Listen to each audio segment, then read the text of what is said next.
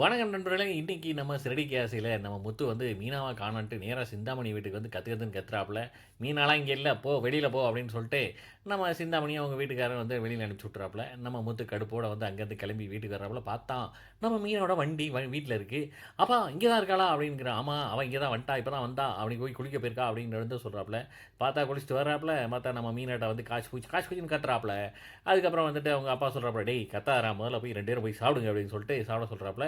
நம்ம மீனாவும் முத்துவும் பார்த்தீங்கன்னா ஒரே சென்டிமெண்டல். அங்கே வந்து ஏன் எதுக்கு அப்படின்னு வந்து கேட்குறாப்புல. பார்வையாடி விட்டு பார்த்து வரும்போது லக்ஷ்மி அவங்க மகளுக்கு வந்து பிரசவ வலி வந்துருச்சு. அதனால வந்து ஹாஸ்பிட்டலில் சேர்த்தேன். டாக்டர்கிட்ட வெளில எல்லாம் பேசி இது பண்ணும்போது குழந்தை நல்லபடியாக பிறந்துருச்சு. பேர் வந்து மீனான்னு வைக்கிறாங்க அப்படின்னு சொன்னோன்னே 2 பேருக்கும் சந்தோஷம். அடுத்த நாள் காலையில் பார்த்தீங்கன்னா நம்ம அந்த டிராவல்ஸ் ஓனர்லேருந்து அவங்க வர்றாங்க. யாரை நம்ம வீட்டுக்கு வந்து நம்ம முத்துவை வந்து ஒரு மெம்பராக வந்து அவங்களே சேர்த்துக்கிறாங்க. இதெல்லாம் பார்த்தா விஜய் ஆண்டிக்கு வந்து ஒரு பக்கம் கோவம் வருது. இருந்தாலும் இந்த இப்போ எல்லாரும் வந்து சேர்ந்து வந்ததுனால வந்து அந்த பொறுப்பு இதெல்லாம் வந்து தானா போய் பார்த்துட்டு நம்ம அண்ணாமலை சாருக்கு ஒரே சந்தோஷம். கூடிய சீக்கிரத்தில நீங்க எலக்ஷன் இதில வந்து நிக்கணும் அப்படின்னு வந்து சொல்லிட்டு போறாங்க. இதெல்லாம் வந்து பார்த்தீங்கன்னா, கேட்கறதுக்கு வந்து எல்லாருக்கும் வந்து ஒரே ஜாலியா என்ஜாய் பண்றாங்க. ஆனா ஒரு பக்கம் கடுப்பு யாருக்கு? நம்ம விஜய் ஆண்டிக்கு. அதோட முடியுதுங்க. பார்க்கலாம் நாளைக்கு எப்படின்ட்டு ஒரு ஒரு எபிசோட மிஸ் பண்ணாம பாருங்க. என்ஜாய் பண்ணுங்க. நன்றி, வணக்கம்.